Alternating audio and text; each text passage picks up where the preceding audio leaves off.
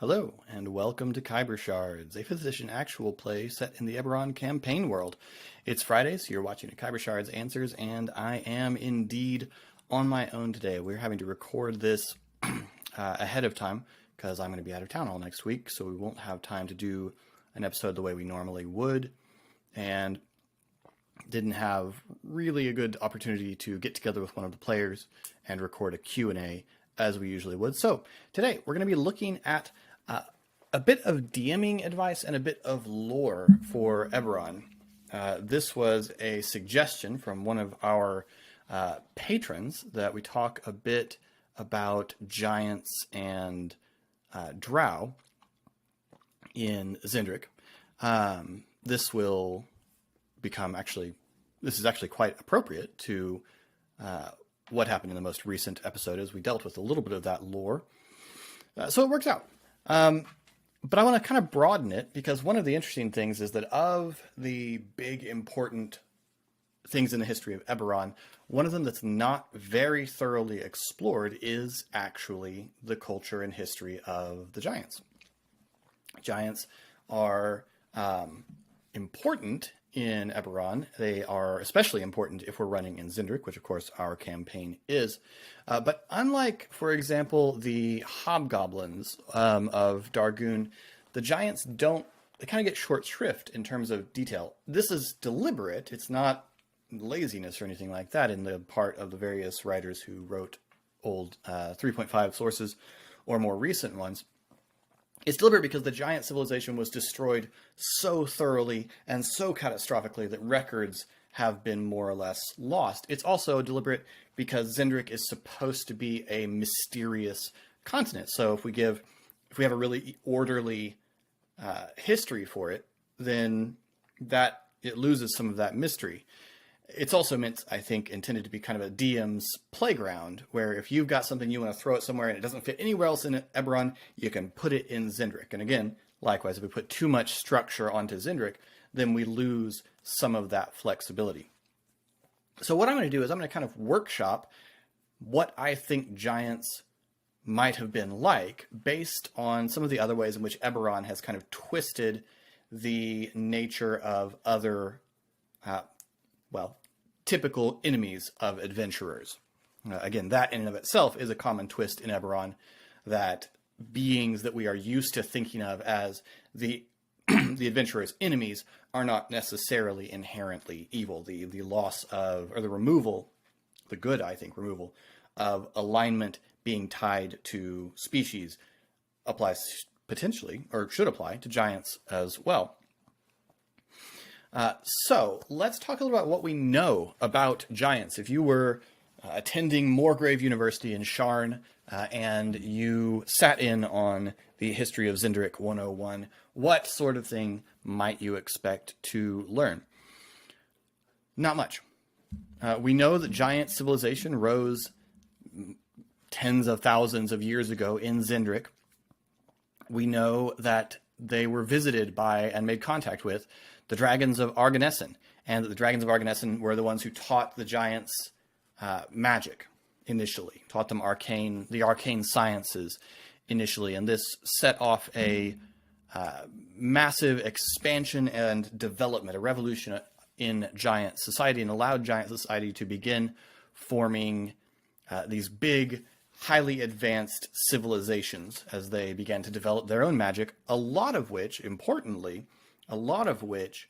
has influenced the development of a lot of quote-unquote modern scientific magic that we see in Eberron. The sort of broad magic as technology thing comes from, a lot of the early ideas come from the giants, including, there are some suggestions in some of the source books, things like the Warforged and the creation forges that Canon uses, elemental binding. All of these things were discovered by giants and rediscovered by groups like the Zil Gnomes and House Cannith.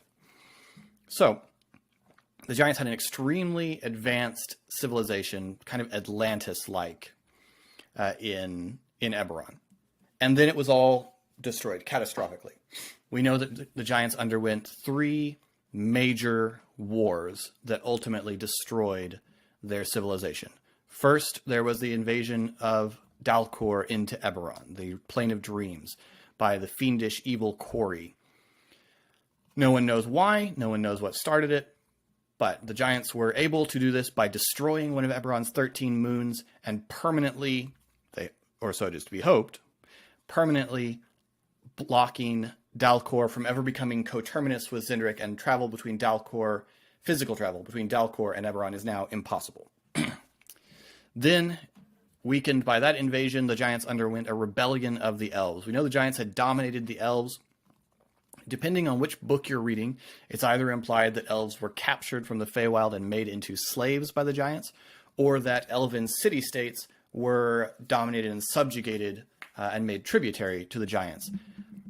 If we were just taking a historical example, it's likely that both would be true. If we were just thinking of it as a real history, probably both would be true. Some Elves may have become actual slaves to the Giants, while other Elven city-states were simply forced into tributary status. The Elves rebelled, fought a long war, and were mixed results. In some cases, the Elves were winning. In some cases, the Elves were choosing to flee to the island of Erenol.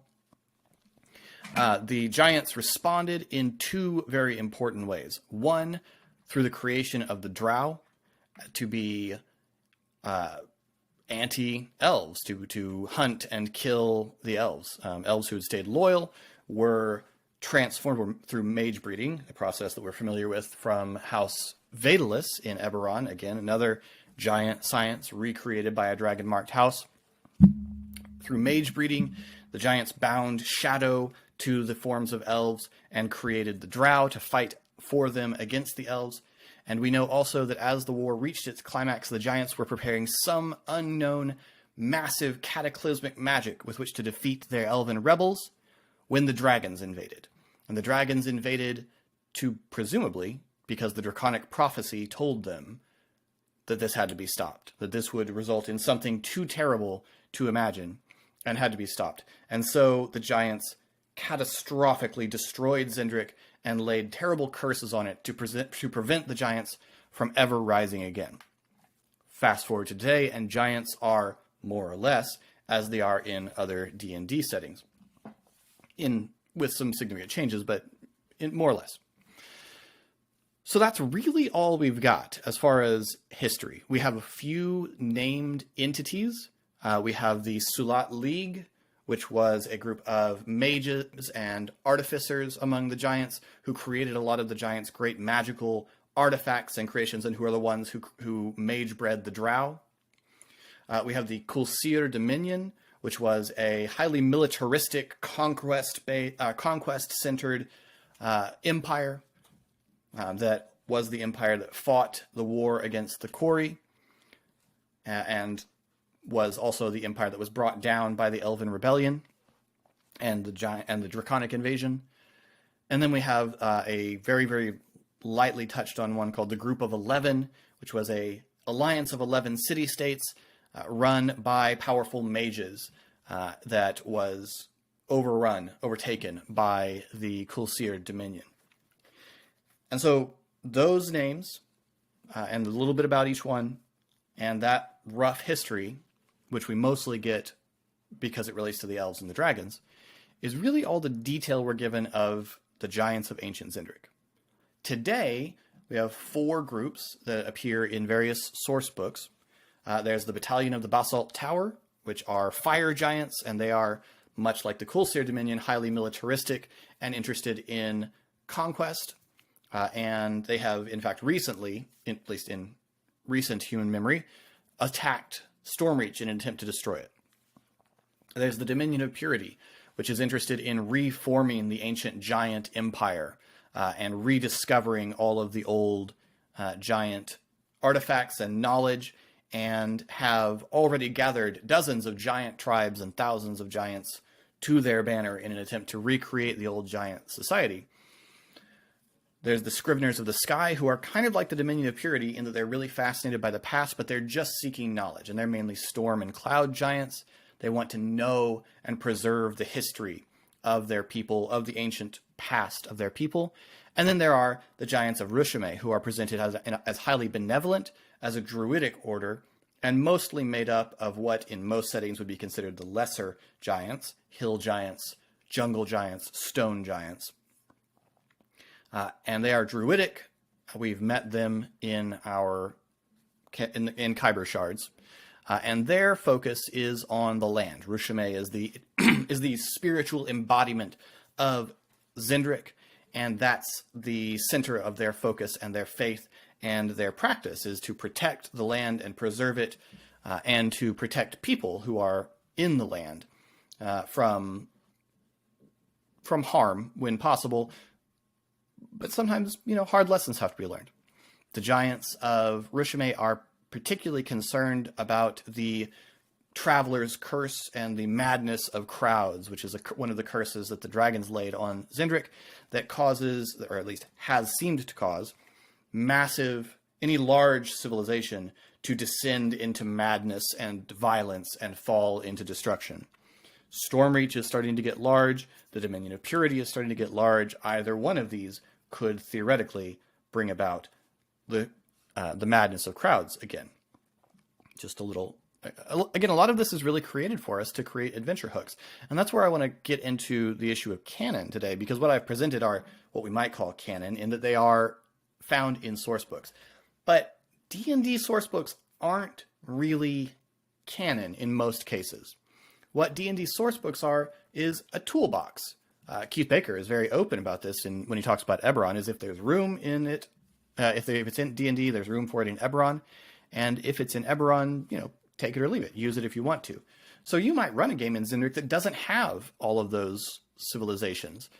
You might run a game in Xen'drik where you borrow the ordning idea from other D&D settings where giants exist in a carefully organized caste system, running from cloud giants up at the top to hill giants down at the bottom, and the various giant types stratified there in a very, very rigid social caste system. That's what giants are like in other settings, and a lot of DMs will run giants like that in Xen'drik, which is totally fine. You can do that. You can say that that's how the old giant empires functioned, is on that rigid caste system, and that modern giant society has more or less lost that, although the relative strength of the various types of giants still reflects that. But I don't want to do that with my campaign. I don't want the ordning. And the reason I don't want the ordning is because there's something that I sometimes refer to as the Eberron twist. The Eberron twist is where you take a traditional enemy of adventurers and you alter something about it while staying true to its fundamental nature. Lots of things have got this going on in Eberron. Orcs are probably the most common example, because in many settings, orcs are fundamentally evil, fundamentally destructive, fundamentally deadly. In Eberron, orcs are chaotic. They're not going to form what we'd think of as orderly civilizations. They're not going to build great cities. They're going to be tribal. They're going to be more chaotic. But they're not fundamentally evil. In fact, orcs are very important in Eberron as druidic tribes, and some orcs are part of the service of the Silver Flame and defend Eberron against demons and fiendish forces. So you take something fundamental about orcs. They're chaotic, they're wild, they're passionately emotional, but not evil, and not necessarily, in fact, pretty unlikely to be the player's enemies in many cases. Dragons. Eberron does away with the attachment of alignment to the color of a dragon. Metallic dragons are not all good. Chromatic dragons are not all evil. And the dragons are also not individual. They're orderly. They have a civilization on Arganessen. There's a whole civilization built around dragons. Goblinoids.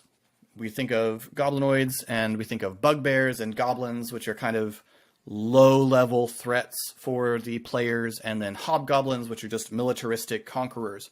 But in Eberron, it's more complicated than that. They are all they're subspecies of the same species, And once, they're the original empire on Khorvaire, on our main continent in Eberron.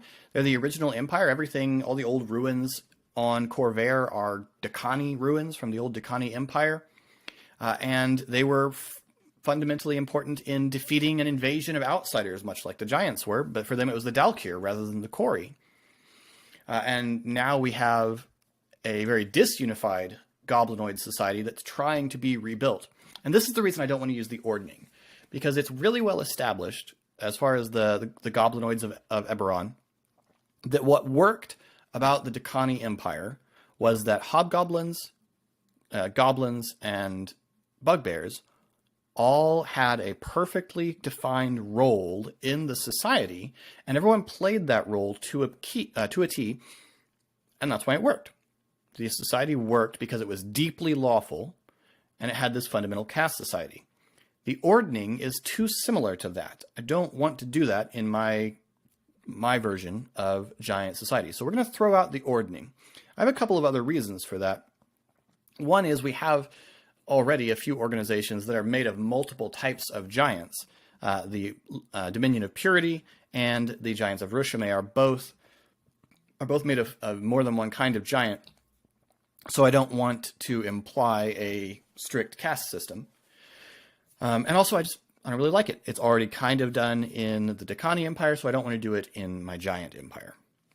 So I'm going to take a different idea that's suggested in a couple of places in various Eberron sourcebooks.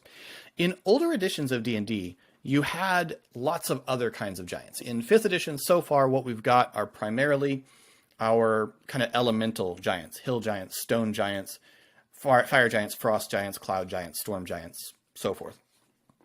These are all kind of elemental-based giants. But in old editions, we got other kinds of giants: death giants and eldritch giants. And in Secrets of Xen'drik, we had primordial giants. I want to suggest a different ordering of things. When the Giants' empire collapsed and the dragons laid all these terrible curses on Xen'drik, they also cursed the Giants. And the nature of this curse is that the Giants stopped being one. They stopped being one species. We have that loss of unity, which is the same problem in the Dakani Empire, but I want to use it in a different way. In this case, the loss of unity is physical. The different types of giants, the giants were transformed. They began to branch off into these different types. So before, we have one kind of being that is a giant, and whether it's an eldritch giant or a primordial giant or a death giant, I don't know. We'll worry about that later when if it becomes important in the campaign. That's what we'll worry about. Let's say there's just one kind of giant, and when the dragons invade and curse the giants, it creates a sort of Tower of Babel thing where the giants are split into these different groups with very, very different interests, very, very different environments that they can tolerate, and very, very different intelligences and strengths. Frost giants and fire giants, in very few places in the world can frost giants and fire giants both live comfortably. And this is going to create a situation where the giants are inherently scattered. They're not scattered by language, as in the Tower of Babel story. Instead, they're scattered by a fundamental change in their physiology that requires them to scatter to survive. They can't all live in the same places anymore. And so now what we see are giants in small knots, giants disunified, but giants unable to regroup and form the massive power that they once were. And so if you're running a giant-centered campaign, if you're adapting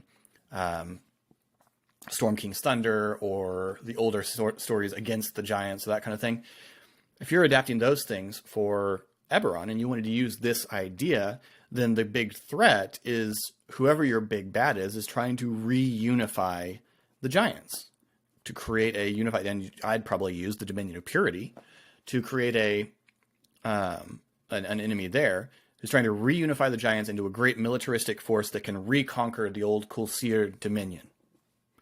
And that's how I would do it. Well, I was about to say that's not where my campaign is going, but I really don't know where Khyber Shards is going long term. It's going to depend a lot on what the players decide. This is one of the things that I just want to, again, reiterate about the way I think about D&D settings is there's not really a canon. And I'm bad about this. I read all the source books, and I'm inclined. If you've listened to Eberron Renewed, you know there are occasions where I slipped up and accidentally corrected Eric on some issue of canon, and that's not a good way to think about it. The good way to think about Eberron is that it's your Eberron. In my Eberron, the Ordning did not exist in the old giant empire. And in fact, frost giants and fire giants didn't actually exist in the old giant empire. There were just giants. And those differentiations, that disunity, is created by the curse that destroys the ancient giant empire. And we end up with this great disunity. And a giant villain might be trying to reunify or recreate it.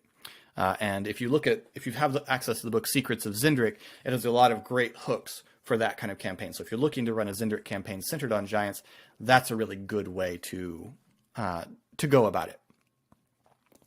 All right, so I have a couple of questions that were related to elves and drow, and I want to deal with those that we got from our patrons. So first off, Shelby Johnson asks, how do the Drow and Giants of Eberron differ from their cousins in Forgotten Realms or base D&D?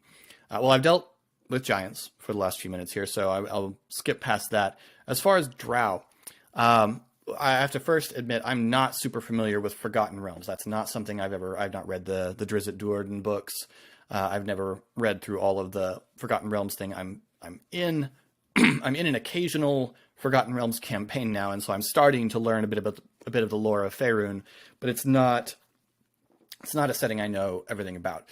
But in terms of base D&D, I'm relatively familiar. So how do Drow differ from this? Well, one, the Drow are not inherently tied to a demonic force or to an evil god, I guess, the way that the Drow in most D&D are through the connection to Lolth. Additionally, the Drow are not, therefore, inherently evil in Eberron. Or at least not evil in the sense of they want to murder everyone. They could be evil in a different sense, or they could incline towards evil in a different sense, in that they tend to lack empathy for outsiders. I've kind of talked about alignment on a lot of places, but this is kind of one of the ways I tend to think about alignment, is that evil is not a thing that a person is, it's a thing that a person does. And so a Drow society might seem evil to an outsider because the Drow are so focused on survival. One very interesting thing that's different about the Drow from other elves in Eberron is that other elves in Eberron have all built their society around the idea of immortality. The Valinar replay the mighty actions of their ancestors, and so their ancestors live on. The Erenal bind the spirits of their important ancestors to objects, or even preserve them living, undying, across the ages, so as not to lose them. The ancient Caballerine elves of Xen'drik invented necromancy and the idea of the Lich and vampires in order to try and live forever. Elves are focused around the idea of immortality. But in terms of what's written about them, we don't actually see that in the Drow. I would suggest the reason for that is that Xen'drik is such an intensely dangerous place that the average Drow lifespan is probably much shorter than the average lifespan of an elf in Erenal or Valinar, because so many Drow are likely to die just of natural hazards. And so the Drow are less focused on immortality, and instead, I would suggest, are also going to be much less individualistic than other elves might be. Erenal is not usually presented as a highly individualistic society, but I would suggest the Drow are going to take this to a whole other level, because I think the Drow are going to be so tribally focused that to a Drow, and this is, if you read a lot of anthropology about tribal societies, this is one of the things that comes out. To a Drow's self. So if we take Sole, Ilya's father, Sole Moonspear, in Khyber Shards.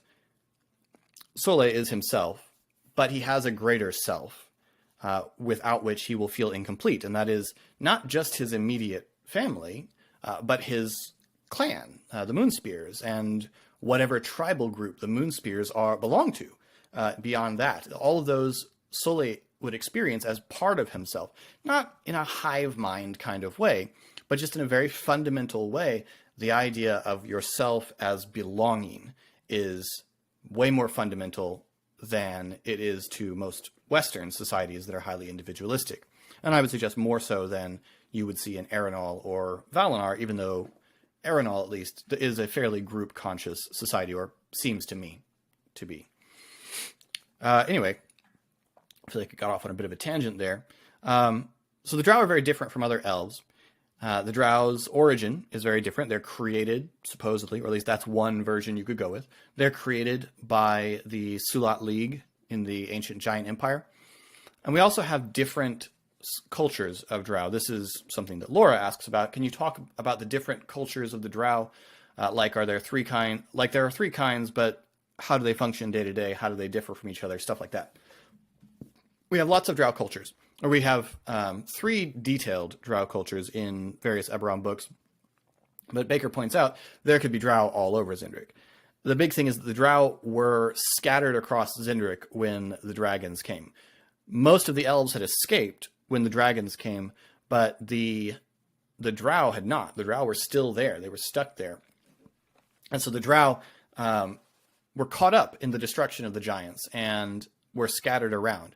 And the Drow responded in many very different ways. We see the Vulcory Drow, which are the majority that people are aware of, who take to the jungles and form semi-nomadic tribes focused around the worship of nature spirits, most particularly Vulcor, the scorpion, but also the worship of other primal nature spirits. So Vulcory Drow are going to be inclined towards ranger, barbarian, druid, very primal focused things. You're not going to see as many clerics. You might see a cleric of Vulcor, but not, for the most part, not as many clerics.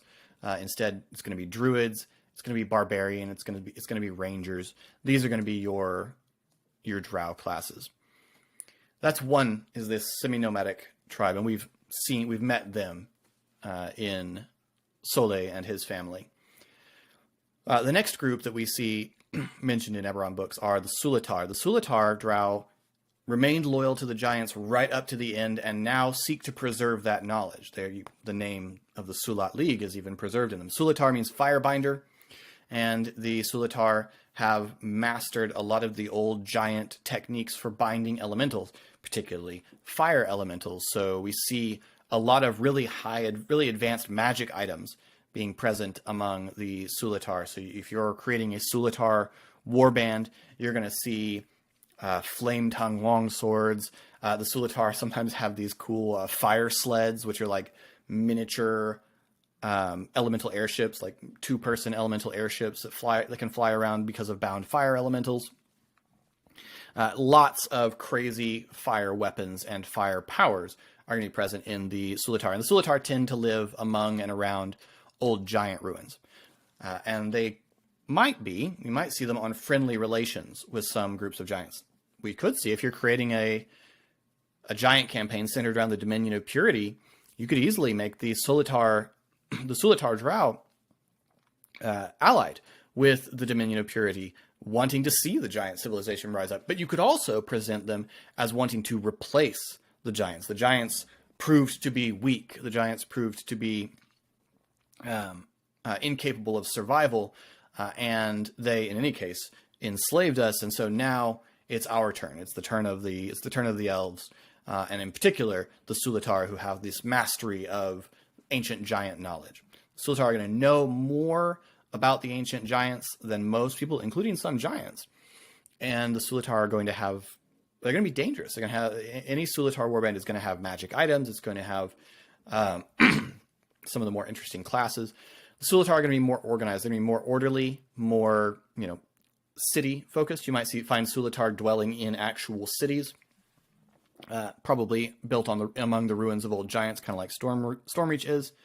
And I would say you're probably seeing more wizards and sorcerers, fighters, maybe some artificers, if you focused real heavily on the fire element of it.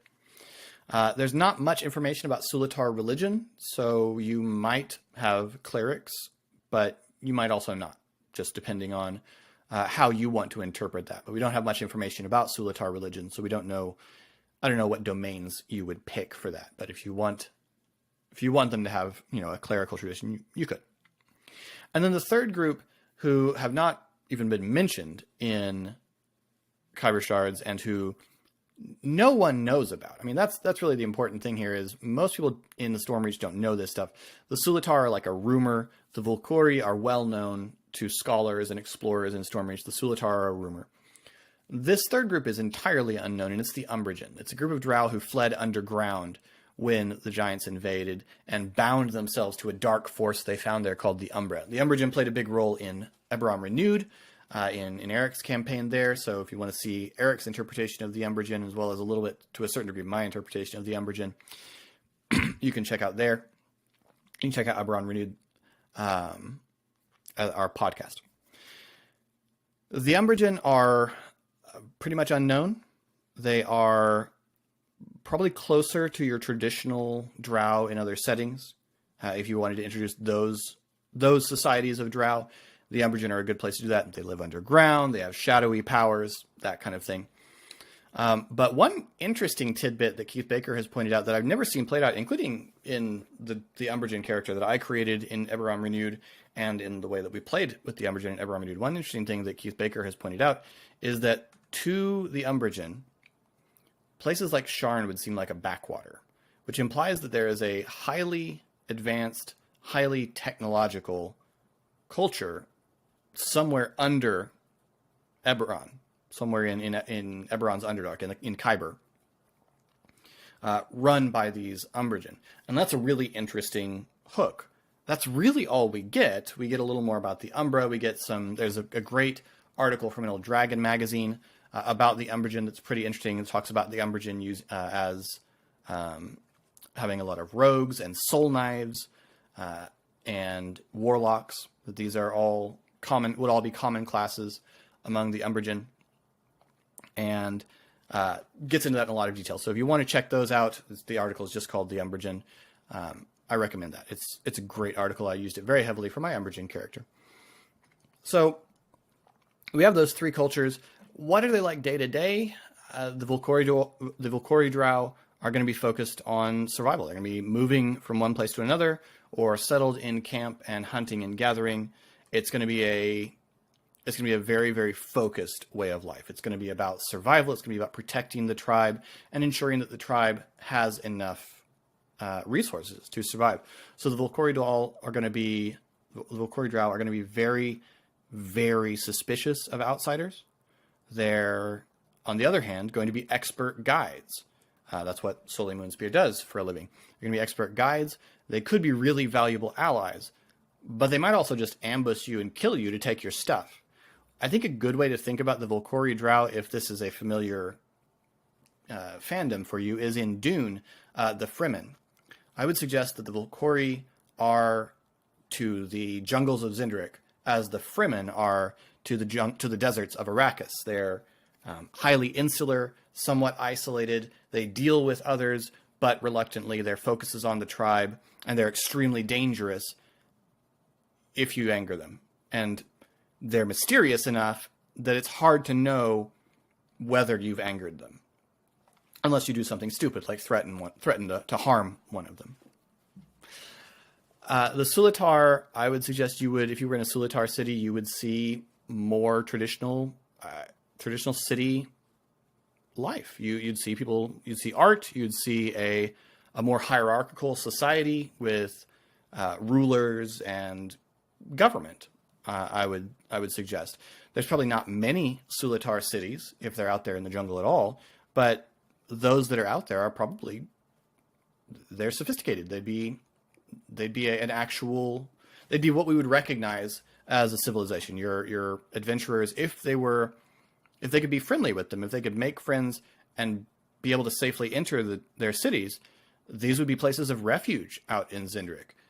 Coming upon a Sulitar city might save your life if you're lost out in the jungle, because they also are going to know the land very, very well. And they're going to have goods for sale and might even have inns to stay in, depending on how sophisticated you want to, and how, well, not so much how sophisticated, but how widespread you want the society to be, and also what its relationship is to the giants. If you're viewing the Sulitar as an enemy, then those cities might not at all be safe. The Sulitar might also be a good enemy to face if you are trying to go into giant ruins, as they're going to be also after the goods found in giant ruins. And then Umbragen life, there's really no way to say what individual Umbragen life would be like. You'd have to create it yourself. Generally, the Umbragen are constantly in a war against the Dalkir and the aberrations of Khyber. They're constantly threatened by that, and they are slowly losing the war. The Umbragen have apparently created a very vast and complex society underneath Eberron, but it's under attack, and they're losing. And so any Umbragen is going to be focused on the war. It's going to be focused on survival. Umbragen on the surface are going to be looking for allies or looking for tools with which to fight. And if you go down into Khyber, and you encounter the Umbragen, it's likely that you're encountering a war party out fighting for the survival of their people. They might be enemies, depending on the situation you meet them in, or they might be sympathetic allies that you need to help and defend. In terms of published D&D adventures, Out of the Abyss would be an excellent adventure to run with an Umbragen focus, I think.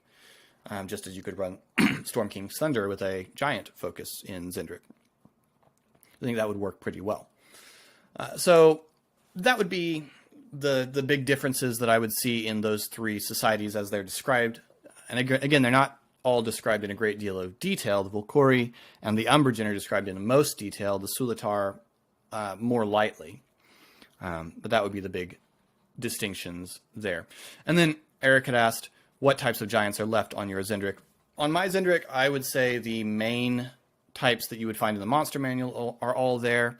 And if I was looking to create a special encounter, I might try and adapt some of the rarer types, sun giants, death giants, eldritch giants, and use them as like special, really powerful giants.